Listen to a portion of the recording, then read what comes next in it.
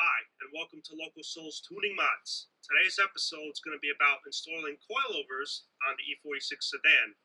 My goal with the project was to get the E46 sedan to drive as good, if not better, than the S2000 does when it comes to cornering and handling. Also, a feature that I added into this video. If you scroll down to the title in the summary, I added time chapters. So, if you're on your computer, whatever time is highlighted in blue, if you click on it, it will take you to that time of when I was doing the coilovers or the stabilizer bar or whatever project that I did in this video. If you're on your mobile device, you're going to have an issue and it's not going to work that way. You're going to have to skim through the time manually by looking at the times and see where it is. So grab some popcorn, sit back, and enjoy the show.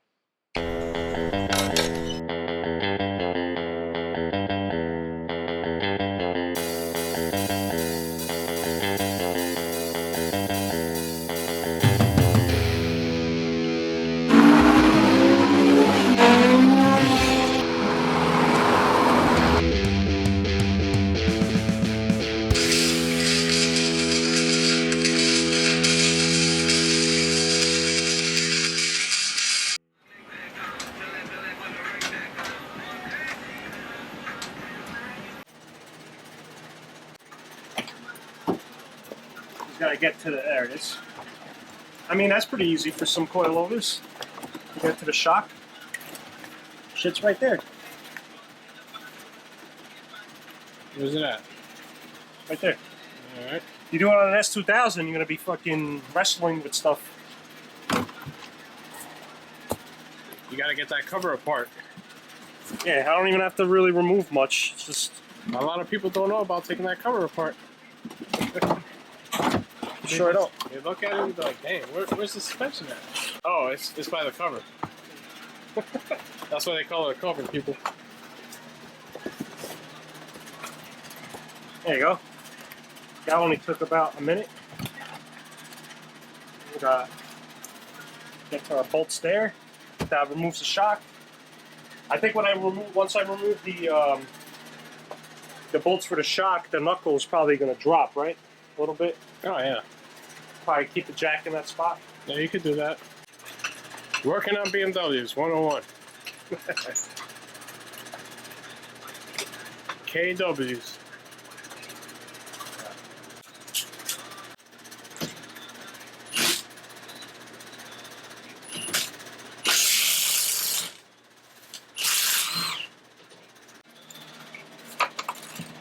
For the job, makes things a lot better. Crack it loose with this. I'm going to use my Milwaukee electric ratchet now. Speed things up a little bit. We'll also get this at Home Depot.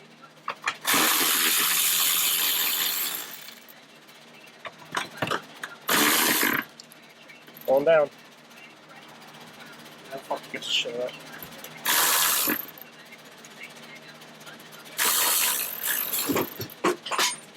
Down it goes.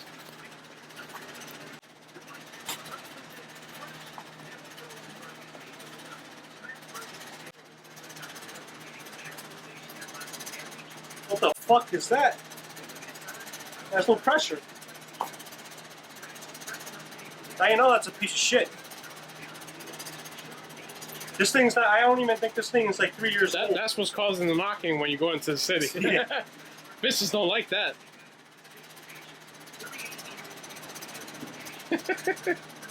Garbage. Fucking garbage. Raceland, your $300 shock. Just looking at this to this, there's a difference right there. Oh yeah. And I mean, this is pressurized right now. It's tied down, but hey, look at the freaking the Proof is in the product, man.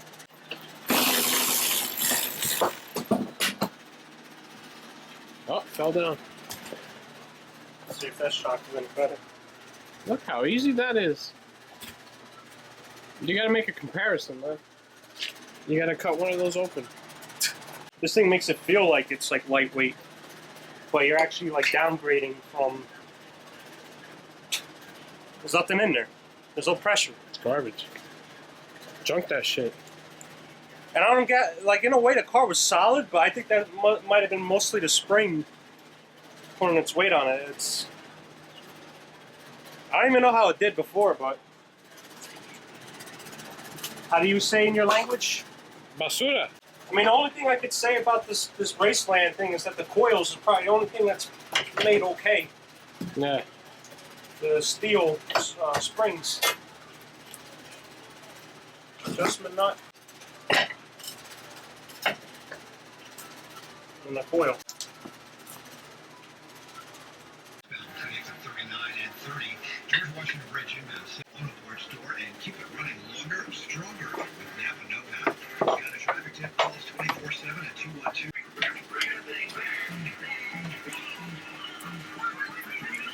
Back to New York, zip up and R&B. Right back. Hollow Road 51.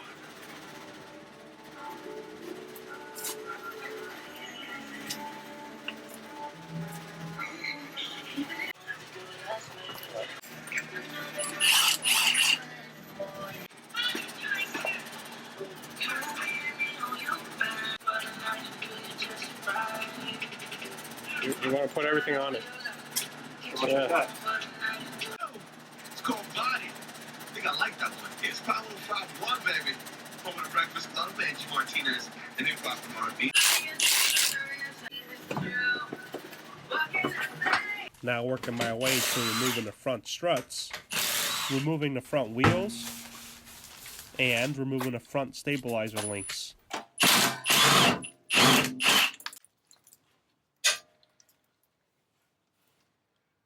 Yeah, those Raceland stabilizer links are not even a year old. I don't even think they got 3,000 miles on them and they're already like toured. Like the bushing and everything, the bulge links are already destroyed. You see that? It's $55. Yeah. Not even a year's worth. No bueno. Now we're removing the lower bolts for the knuckle Just fuck me. and the upper strut nuts to remove the front struts.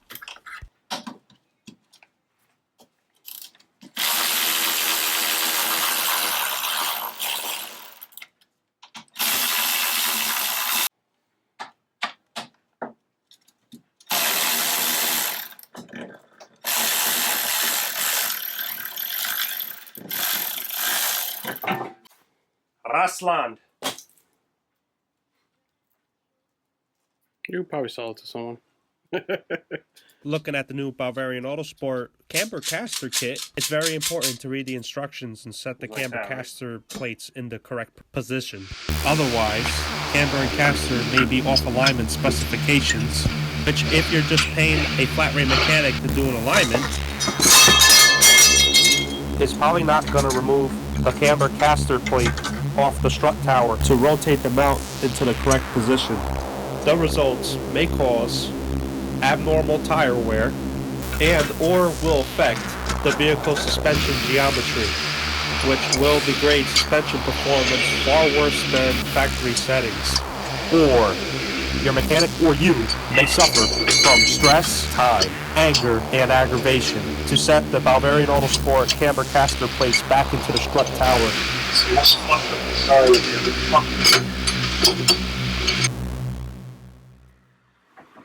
how are you gonna get that thing on? You gotta take the top nut off? Sure. It's not gonna spring out at you. Have you ever taken one off that springed at you? If it's under pressure, yeah. I don't know. This one didn't do that. No. Shocks are scary sometimes, but I remember that one didn't. This could be different. The German ones might kill you.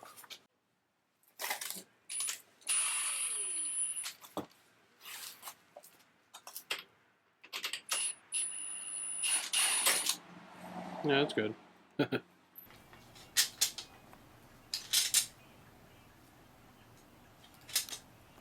So we got our bearing. This guy goes here. just to cover up the ball bearings.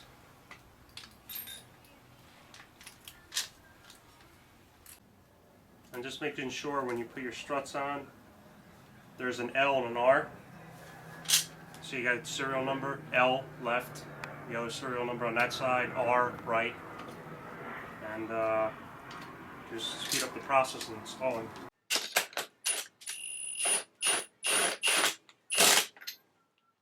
I don't know if I really got it tight though.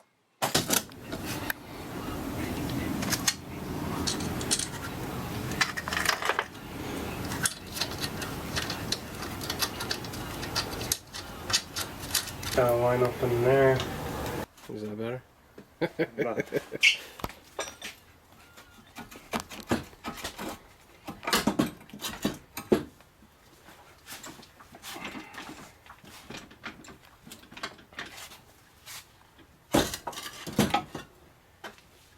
Old piece of shit. Looks just as bad as the other one. Yep. Doesn't even look like. Just about the same. This is a piece of shit. Yeah. Garbage. Look at that. Look at the beauty over there. It's just waiting to be installed. Now to slide it in the knuckle. You have our jack underneath there. You really need a pry bar to spread the knuckle a little bit. And some WD-40.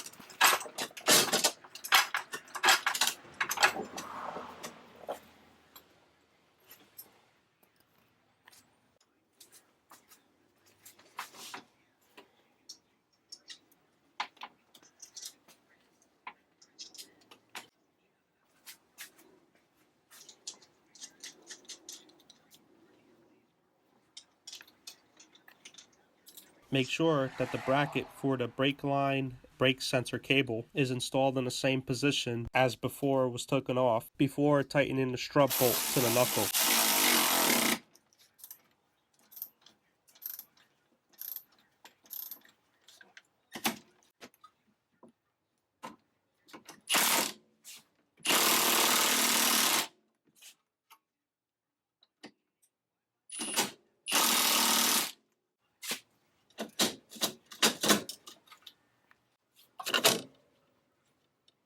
Okay, so it's tight there, it's tight there.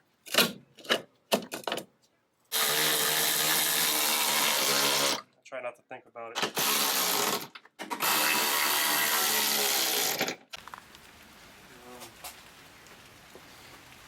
You have it. Probably gotta do a little further adjustments for another time, so I'm a little tired.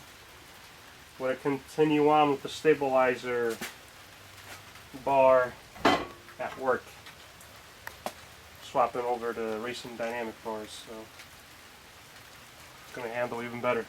But there it is. Alright, alright. There she goes.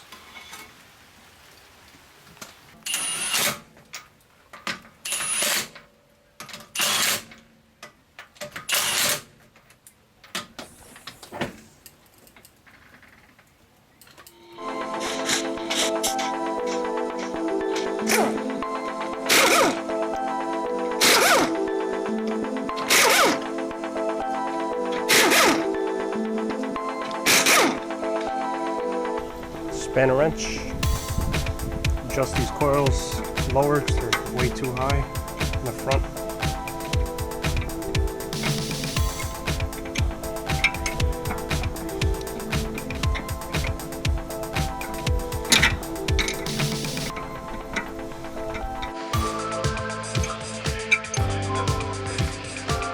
After the front coilover height's been adjusted, don't forget to tighten down the Allen bolt to lock down the turn plate on the coilover.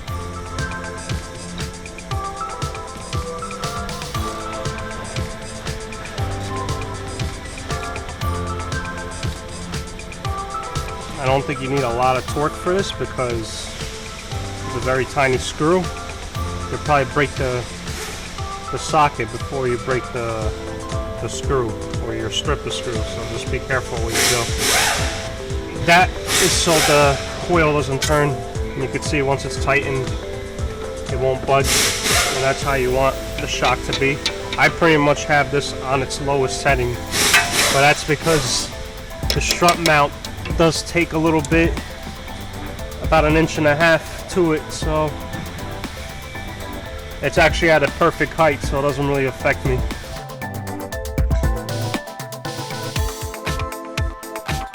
This side doesn't have that thing.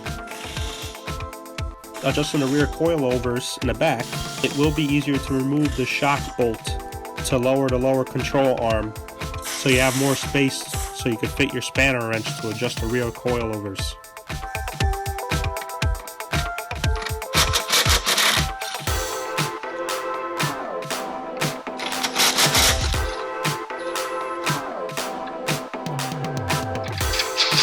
Now we're removing the front and rear sway bars to install better and beefier Racing Dynamics sway bar with polyurethane bushings to increase suspension performance and cornering ability.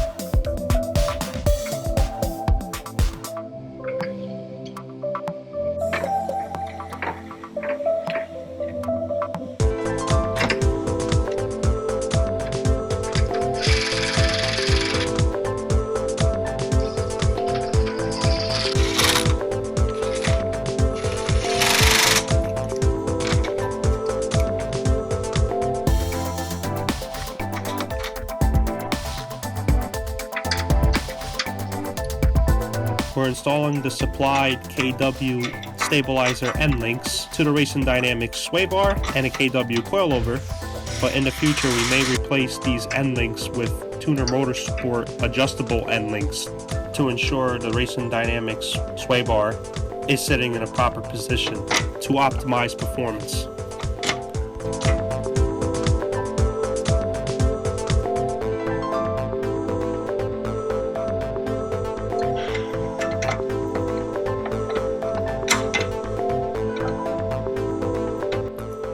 What do you think of these? This is the links that came with the KWs. Oh, they're pretty serious. I don't know if they're pretty serious because I was gonna get the Tuner Motorsport ones, and they have different lengths. So Okay. I was just wondering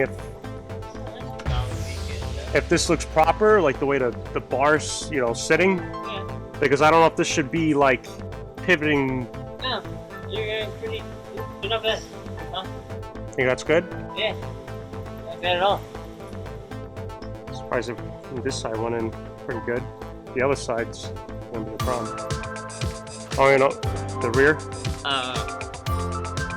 Because when I put the bar in, I don't know if just because it was jacked up on the car, it looked like it was like different gear, and it was like really close to the axle. More on this side was because of the muffler or whatever. But I don't know if it was just. It's gonna be really close because you change out the links, and then you adjust the links so that the bar passes under the axle. If the links are too short, the bar will be like at the axle. Let me see. So you kind of adjust the links of the bar. Like once you get this completely out of the way, then. Because this is that way. Yeah. So. Yeah. So once you get the link is it's tricky, but once you get it out of the way, it's gonna be right. Like it'll fit. I know it looks weird. It's definitely. But that's how your convertible looked like, right? Oh yeah. It was like I had to tweak them down just to make sure it was sitting just right between the axle and this, like just so that it was perfect. But yeah, It was we just had the same rear.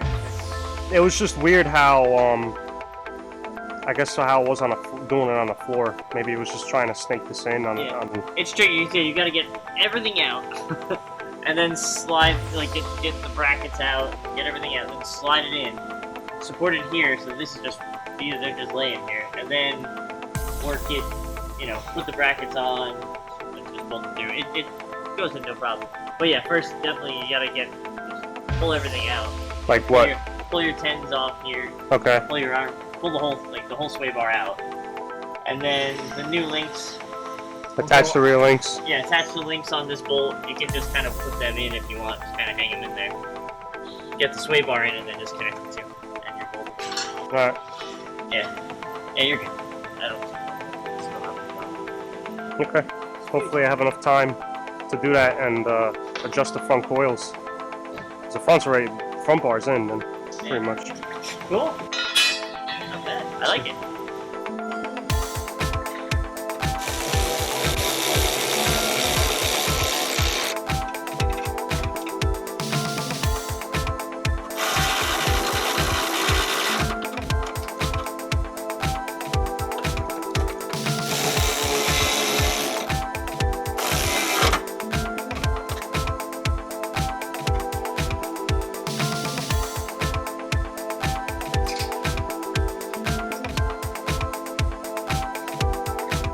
Now removing the rear sway bar and then links.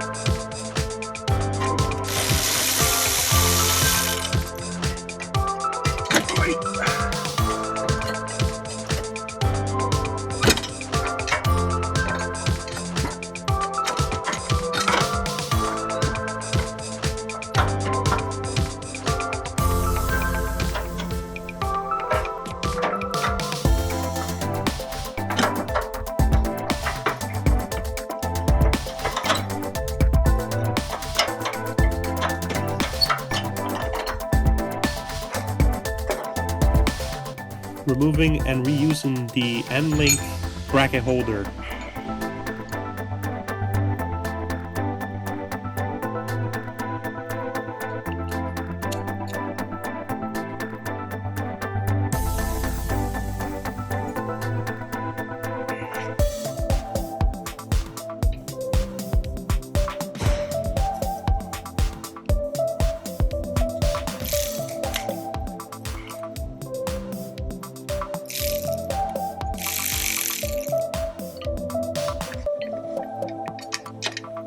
Goes like that. Now attaching the rear end links to the rear lower control arms.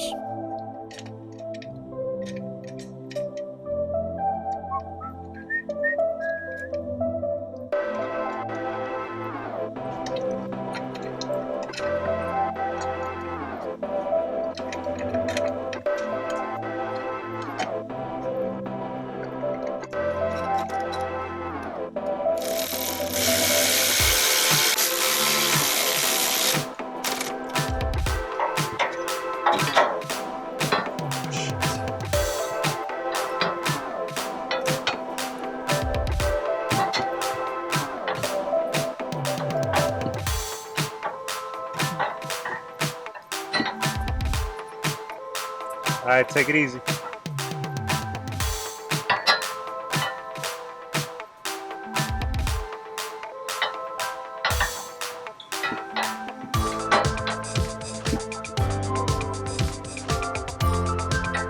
Now installing and securing the rear Racing Dynamics sway bar.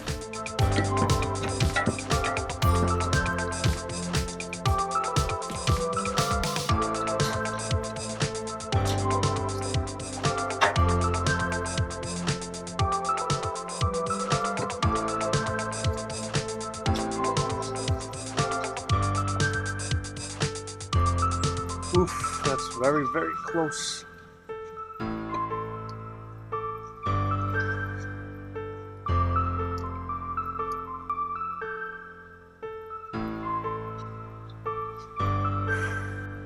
Now we're adjusting and connecting the rear end links to the Racing Dynamics sway bar.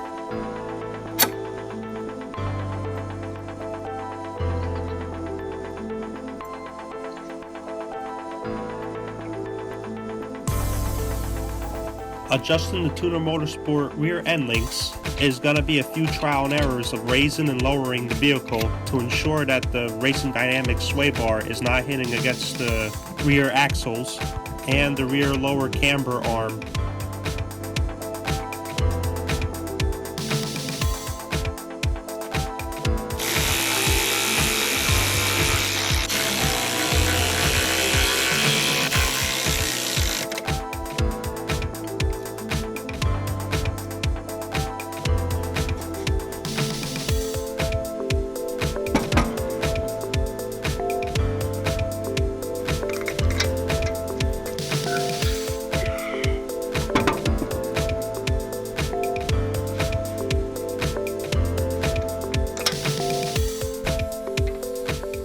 Now that the car is lowered, double check pretty much everything around the suspension to confirm that there's no rubbing or hitting any parts underneath the car before taking the car for a four-wheel alignment.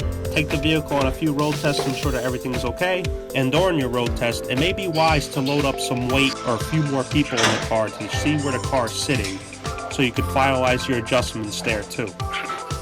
Many of you that are doing coilover upgrades that don't have access to an alignment machine, I'm going to show you the process of how it's like doing the alignment on coilover suspension on the E46. Before performing the four-wheel alignment, we got to make sure that all four tires are at their correct pressures. Now we're mounting the universal holders and leveling out the alignment head.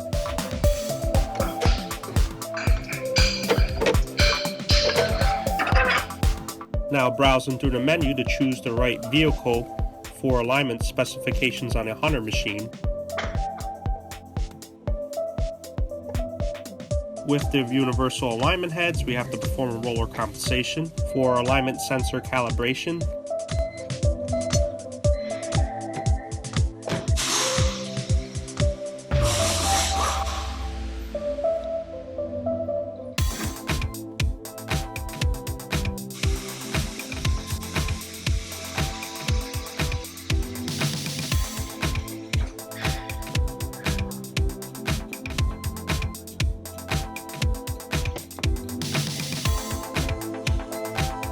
Now we're installing the brake depressor and removing the pins off the plates on the alignment machine where each tire sits.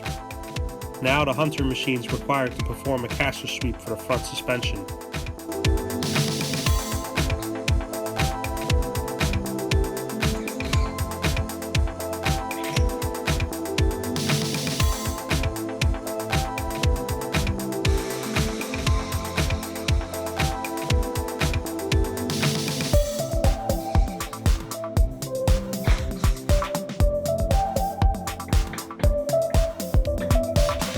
How bad that shit is.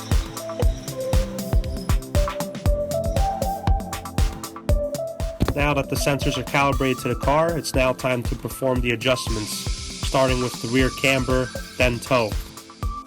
I'm gonna lower the exhaust to do the camber adjustment. This is the camber arms to adjust camber, and then toes all the way over here. We gotta do camber first.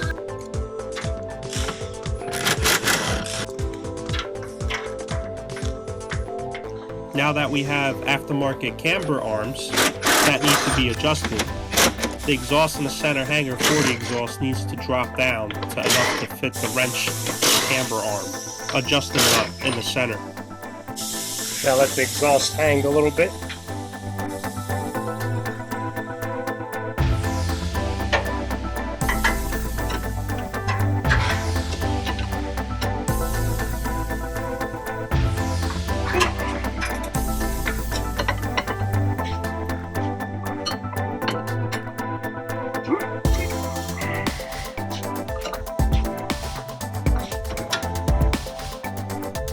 Now adjusting the rear camber arms to put camber into alignment specifications.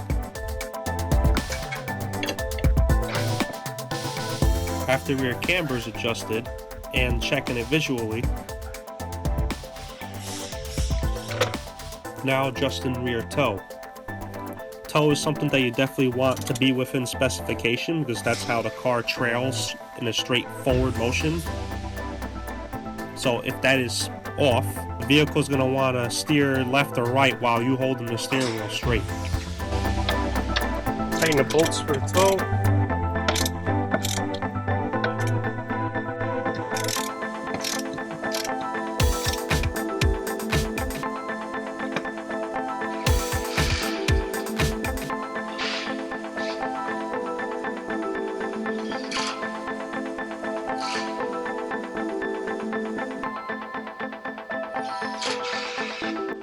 Now moving into performing the front wheel alignment, we're going to adjust front camber first, and in doing so, we're going to jack up the front axle to bring those Bavarian Autosport camber plates into specification.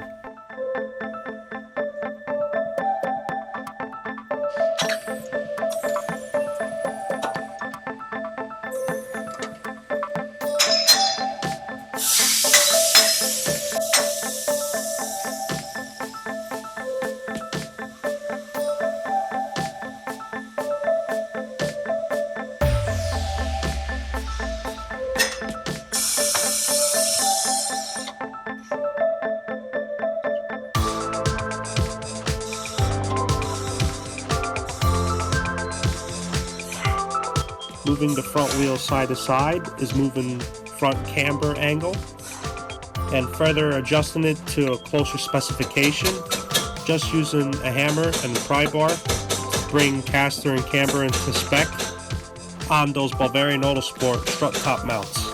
Now onto our final adjustment. We centered the steering wheel inside the car and locked the steering wheel into position with a holder. We're now performing front toe adjustments.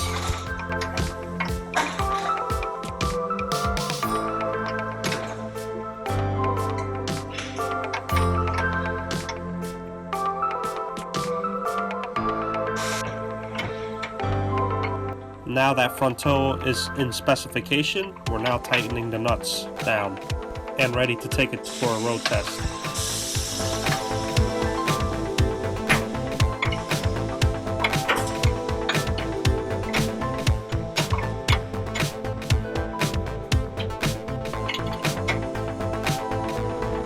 Our road test results are a hell of a lot better than the Raceland suspension, but still not completely satisfied, as the tires on the 3-spoke wheels are a little choppy on the inner and outer edges all around the car. It was time to make the decision on buying new tires. Since the 3-spoke wheels are out of style, it was time to upgrade to new 18-inch wheels. When the E46 sedan was purchased, the owner decided to throw in these set of 4 used 18-inch M wheels that came off an E46 Sport Package 330 Ci coupe that was cosmetically damaged and needed to be refinished. I sent all 4 wheels to a wheel repair specialist and told them to powder coat the wheels the same graphite color as a 2008 Acura TL Type S. Figured the graphite would go better with the steel gray metallic on the E46 sedan and won't get as dirty as quick. Before mounting the new tires on the wheels, I'm going to apply Meguiar's Gold Class Carnauba wax onto the refinished graphite wheels to preserve to have less brake dust stick onto the rim and easier to clean. Removing the wax with a microfiber towel after a half a minute that it started to haze to give it that sleek protective shine.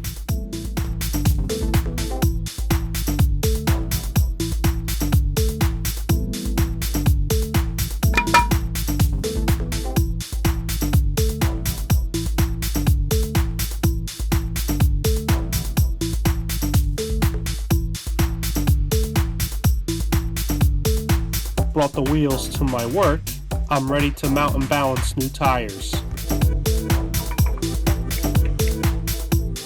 Once the wheel's locked into the tire machine, first the wheel gets installed new rubber valve stems.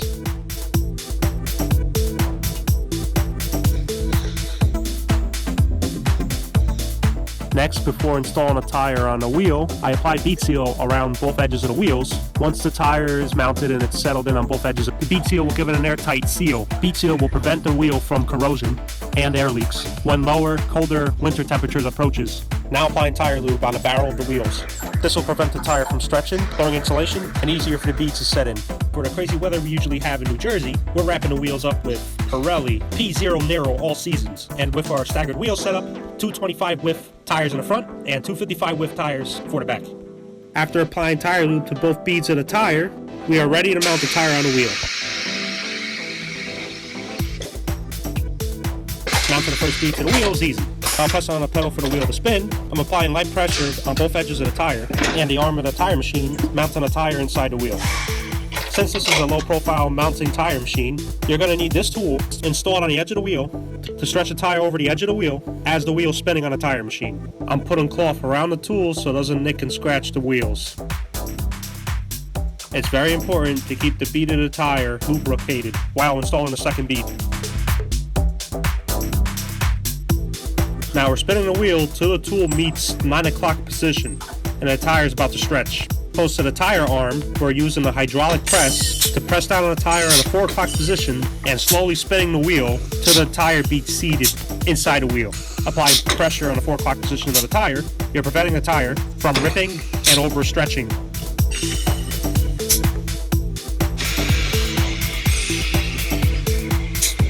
Now that the beads of the tire are seated on a wheel, I inflate air into the tire until you hear both beads pop.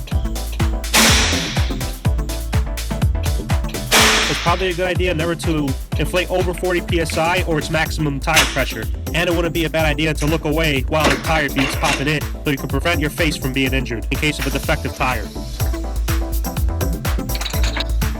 Now that the tire is mounted on a wheel, we're ready to balance all 4 wheels. We're using a high-speed balancing machine with the additional feature of measuring road force, which that means the roller on the machine adds 1,200 pounds of pressure, simulating the weight of the vehicle on the tire as if the vehicle is on the road. We're setting and locking the wheel onto the tire machine.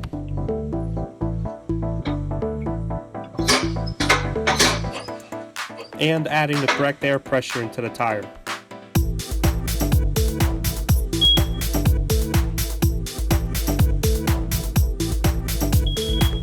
Now we're going to let the balancing machine CPU and its sensors to measure and compute the tire and road force. Once the balancing machine roller goes onto the tire, the balancing machine CPU senses any variation in the tire stiffness or not completely perfectly round to prevent vibration from transmitting from the wheels to the car after balancing low profile tires. Our road force measured low, exactly 9 pounds, which means no vibration in the car. We're cleaning the surface of the wheel where the wheel weight is going to stick with brake clean.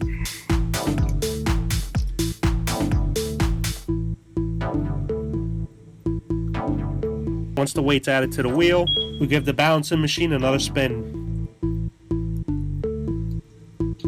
Now that this wheel is balanced, we repeat the process with the other 3 wheels.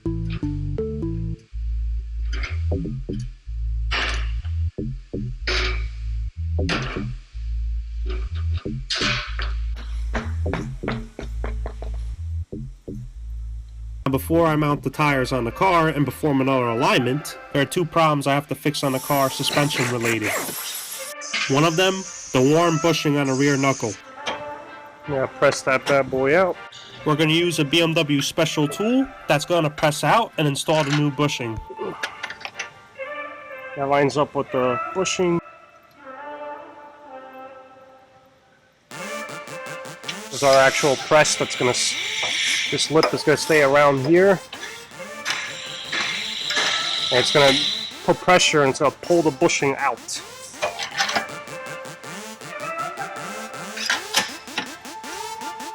And this little tool's got like a bearing in here, so it'll twist and push at the same time.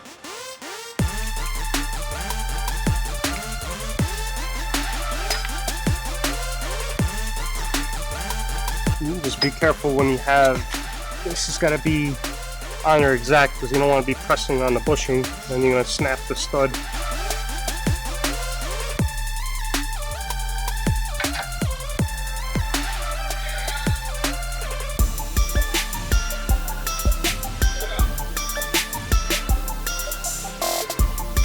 There you go. Now it's pulling it in.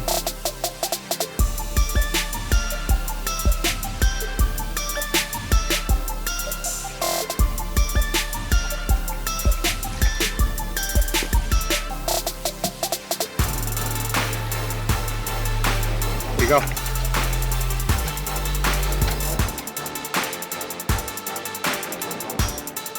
Once we remove the 200,000 mile worn bushing, we're ready to install the new one. It's not really, it is a little worn here, because if you look at it, you'll see this is kind of like twisted. Now spraying WD-40 around the new bushing and in the knuckle.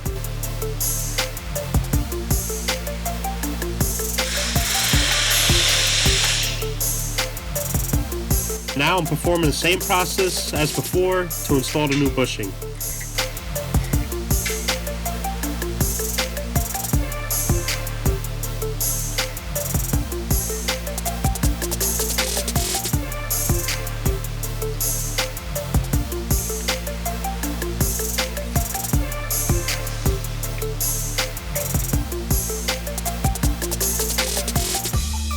And then I'm going to check the position of the cup.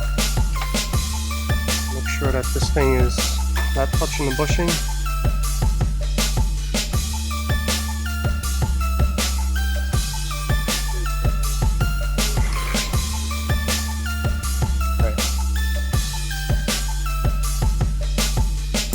Now that I replaced both bushings, we're ready to put back the aftermarket camber arms back onto the rear knuckle.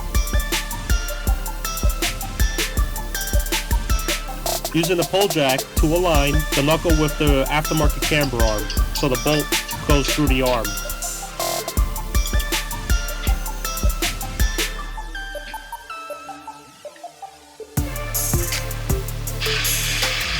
Our second problem was that the steering felt loose, not responsive, and some bump steer while driving at normal highway speed. So I replaced the 200,000 mile steering rack universal shaft for the steering wheel and the outer tie rods. You wish they came out that easy all the time?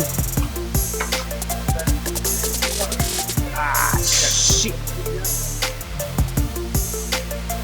Once you change these guys, you definitely have to bring this to a shop, certified dealer, or a dealer in general.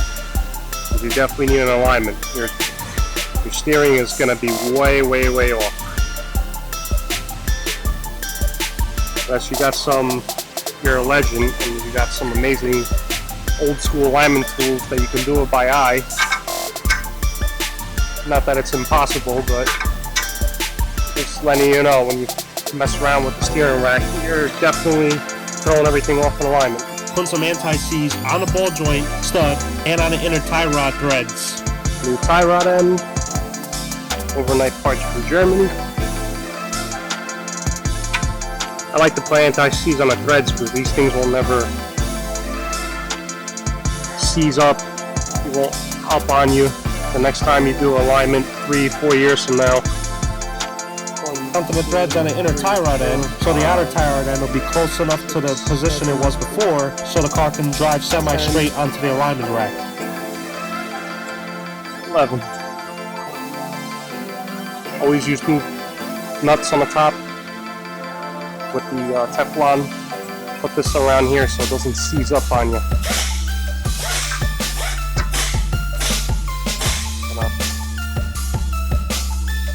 And now we're replacing the left side outer tie rod end, as it's recommended to replace this in pairs.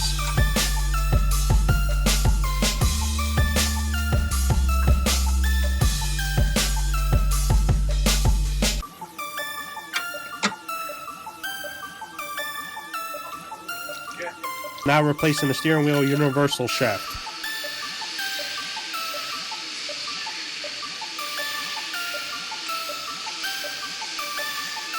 Now finally mounting the new wheels on the car.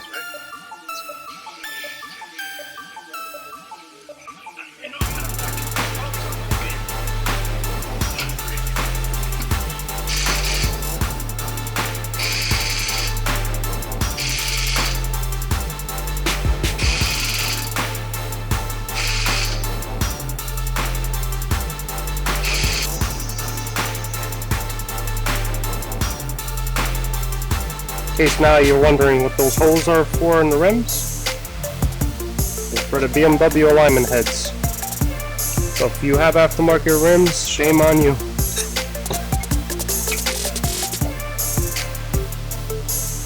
This time for the 4-wheel alignment, we're using the BMW special heads mounted on the wheels. We also don't have to do a rolling compensation with these BMW special heads.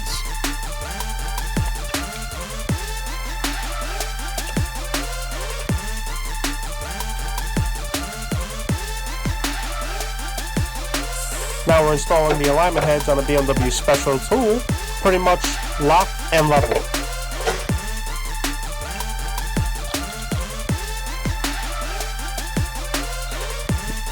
And now performing the usual caster sweep of moving the wheels left to right.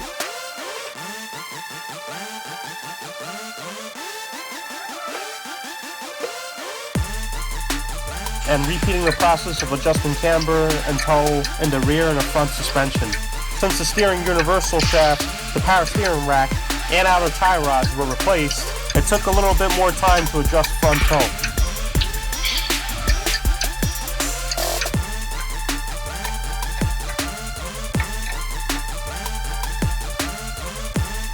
After the alignment, we performed another road test. This time, the suspension felt really bouncing when making a turn, and also hearing a scraping noise when making a turn. So, drove it home and checked it out.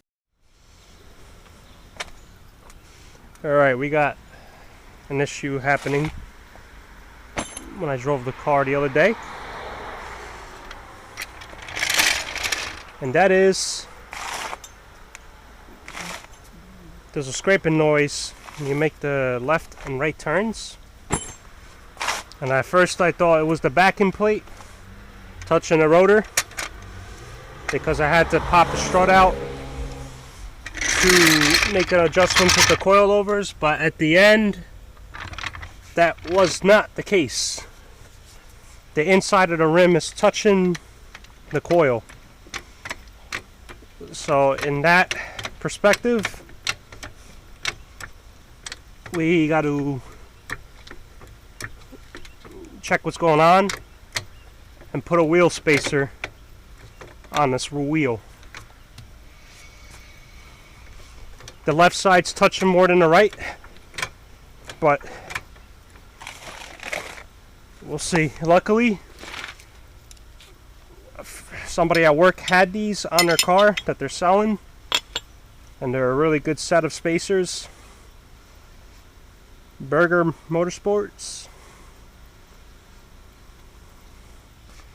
That should solve our problems. We have our hardware, which is longer bolts, specifically made for what we're going to do.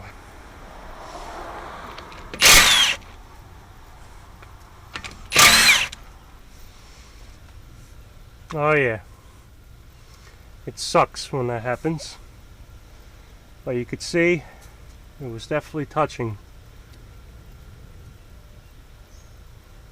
Luckily, nothing happened to the strut or the coil.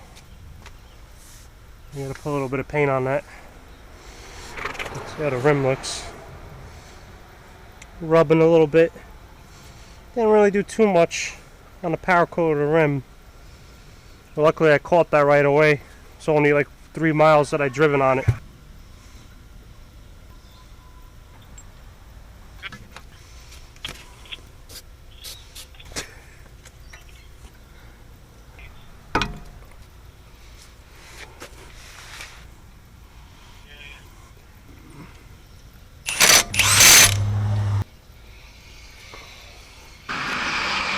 Now that we have nice wheels, the E46 can't roll with rusty calipers and wheel hubs. So on a beautiful day like this, I decided to clean off the rust and paint the calipers, but something a little different this time. The quickest way to clean the rust off the hubs and the calipers efficiently, I hooked up a wire brush to the drill and pretty much cleaned every little corner of the caliper and the rotor hat as much as possible.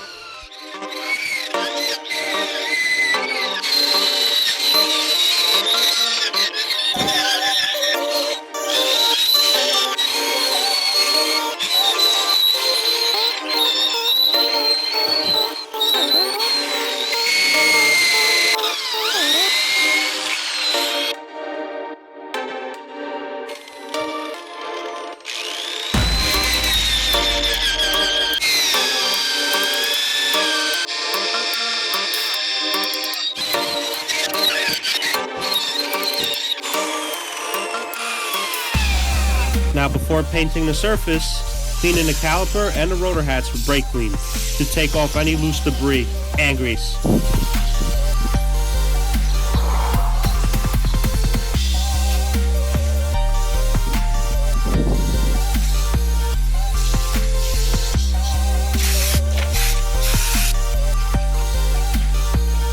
Now that the calipers and the rotor hats are clean, it's time to paint. The color I'm going to choose is the same color I painted the engine with earlier on this year. Burnt copper metallic. Normally I use Port 15 caliper paint, but Port 15 does not have a copper metallic paint, so if I perform my steps right, the VHT engine paint should withstand the heat and last a long time. And as you can see, started painting with the primer base coat. Although it's recommended to mask tape any rubber lines and the rotor surface itself, any paint that lands on a rotor surface when driven will burn off when applying brakes a few times.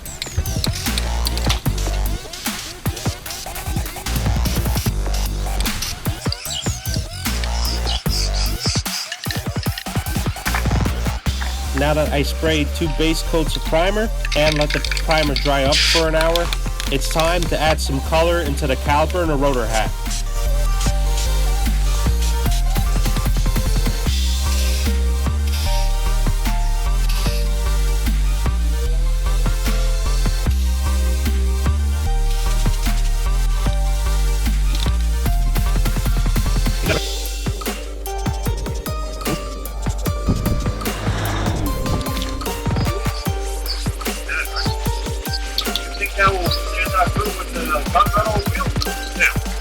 If they have orange lug bolts, you can put that on it too and it'll blend in better.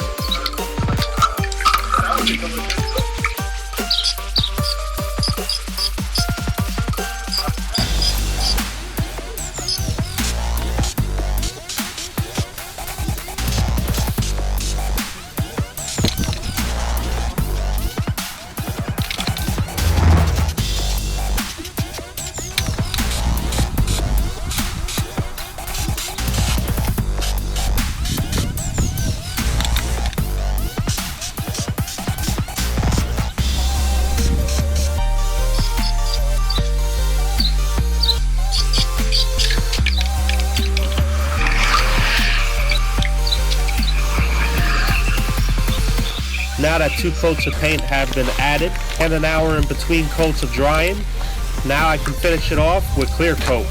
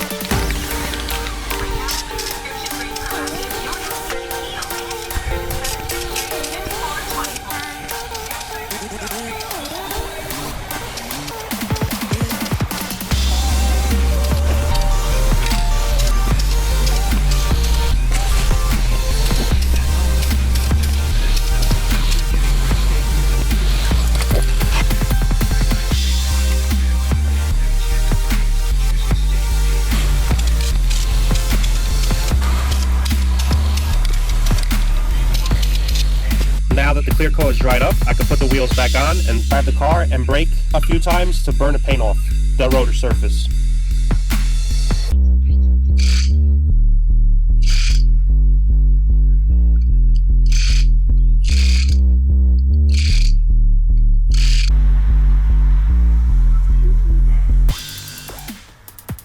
Yep, that is a problem. All this is rubbing against the fender inside. It doesn't look like it right now, but when you turn or when you hit a bump, all that body slams and you get that scraping noise inside the car, and you're actually doing damage to the body. So what we're gonna do today is we're gonna widen this up. We're gonna roll these fenders and come out more. That way it doesn't rub. Mostly rubbing from here to here. So let's get to it. So back to removing the wheels again and installing the fender roller onto the wheel hub.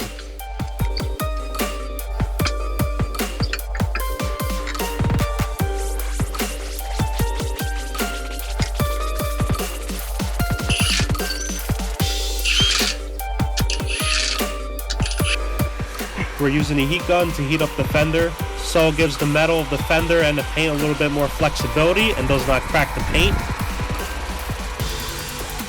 Keep in mind, if you have an adjustable heat gun, don't make it too hot. You don't want to melt the paint off the fender. Now with light pressure on the fender roller onto the rear fender, I'm going to follow the fender line back and forth and making the adjustments tighter after a few passes till the fender has enough gap.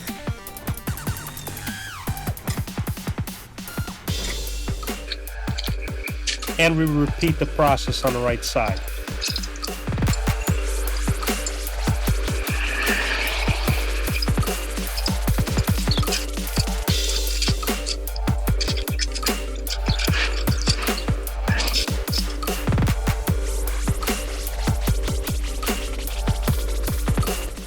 Alright, so we just rolled the rear wheel well. I have it on camera. Right now we're going to see as I'm driving if it's going to rub, kind of data I get, you know.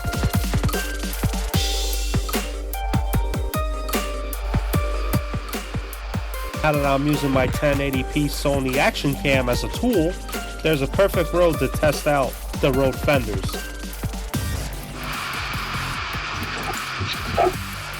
That was a rub.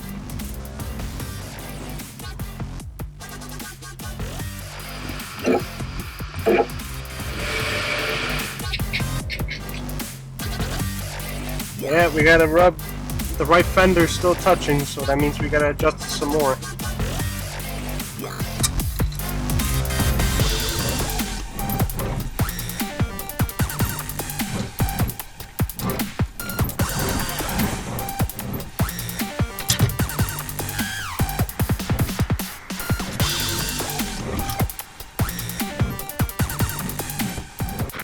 And now going on road test round 2.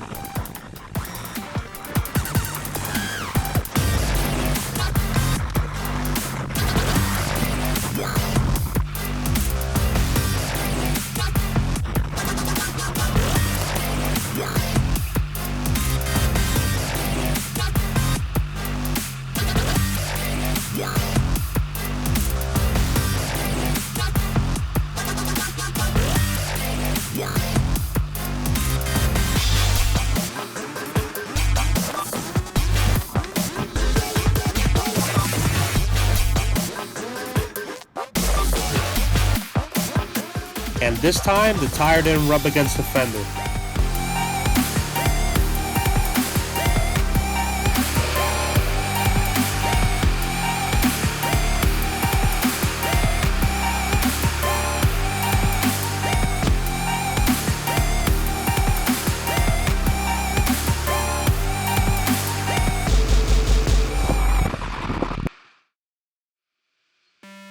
Another day in paradise. Today, I'm going to be doing 3 things to the car. The first thing that I'm doing, I'm installing the Bavarian Autosport stress bar. The reason why I chose this brand stress bar, it's because of the stress bar mounting plates. It's good that the stress bar mounting plates have the same diameter hole as the strut tower itself, so when you're on the alignment rack, it's easier to make your adjustments for caster and camber. The very first thing I did was unplug the hood sensor and remove the push clip that holds the positive battery terminal and left it loose. Next, I'm removing the 3 nuts on both left and right sides for the strut mounts off the strut tower.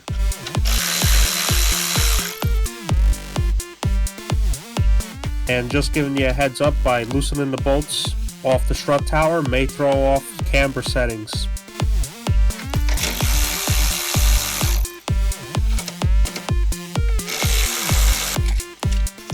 So we're checking the fitment of the new strut brace onto the car's strut towers.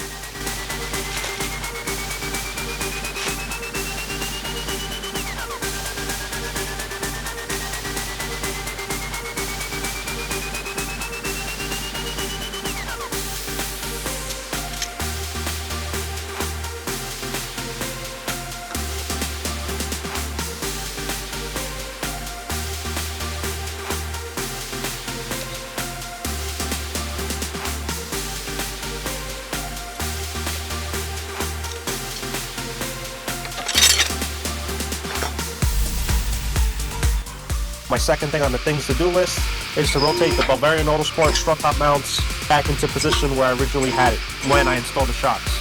I'm slowly lifting up the vehicle up in the air until the strut top studs clear the strut tower.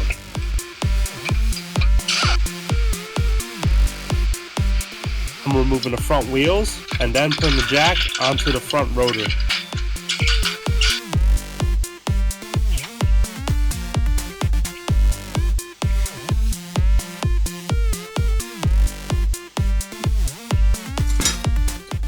Now doing a difficult task, I'm rotating the Bavarian Autosport mount and realigning back the plates.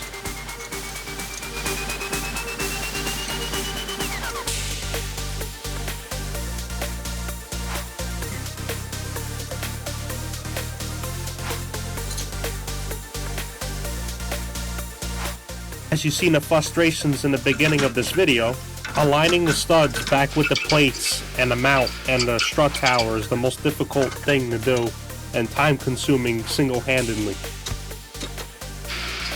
Morning, bro. Morning. You know, I'm Zeke's coming in today. What? You know if Zeke's coming in? I don't know. Not sure. Not sure.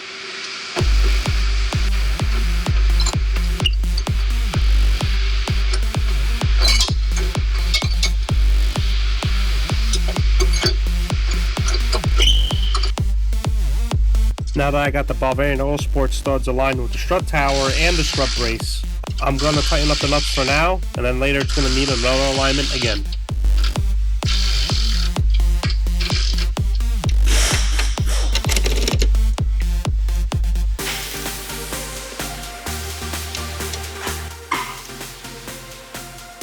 Now finally get to install the center of the strut brace, which is just throwing a bolt in and tightening a nut on each side.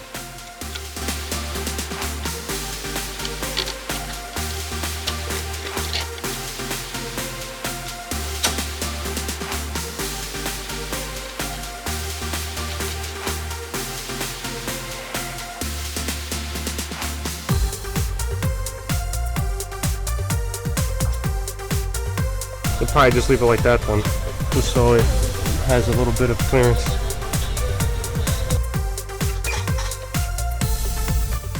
Now hand torquing down the strut brace to the strut mount.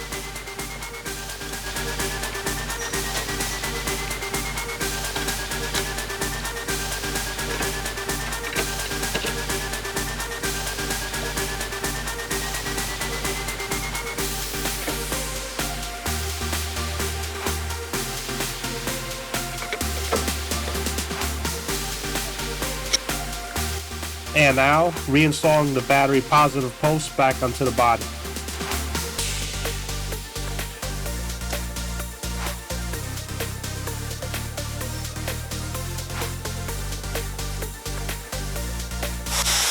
And reconnecting the hood sensor connector.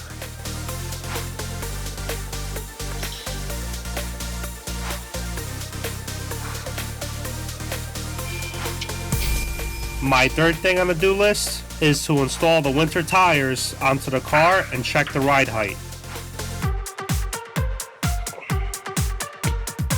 Our winter tire diameter is almost the same diameter as the all-season tire, with 18-inch.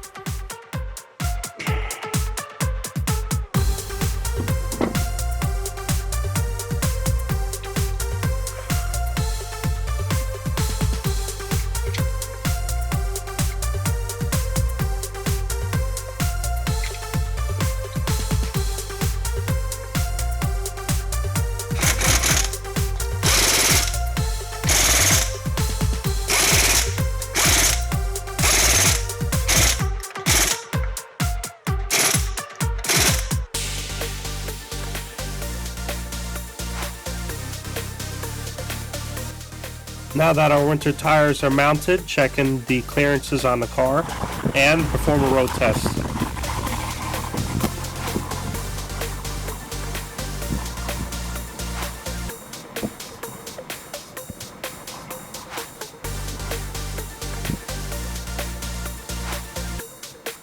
And so far we're not experiencing any difficulties with the suspension with the winter tires as far as ride height.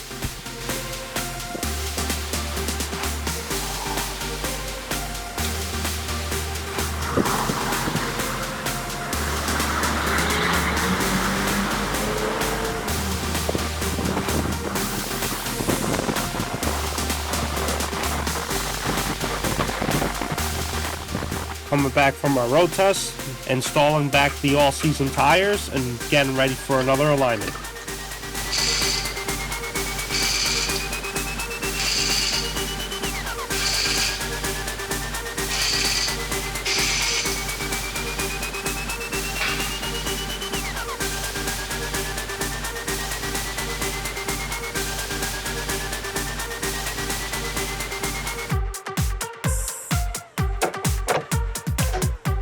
And finally getting to do our final alignment.